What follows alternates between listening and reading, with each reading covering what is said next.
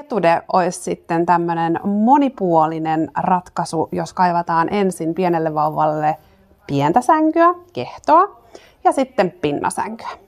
Meillä tämä on nyt kasattu kehdoksi. Ja tämähän ostetaan niin, että ostetaan pinnasänky ja siihen sitten kehton lisäosa. Pinnasänkyä ja näitä kehtolisäosasettejä löytyy 3 eri värissä. On tämä valkoinen Natural, jonka hinta on 520. Sitten löytyy niin, että valkoinen ja harmaat jalat 540.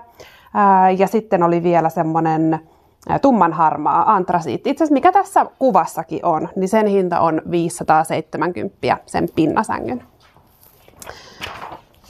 Sitten nyt tämä on kasattu siis tässä kehdoksi. Lisäksi tähän voi ostaa vielä kehtojalakset, jolloin tämä keinuisi.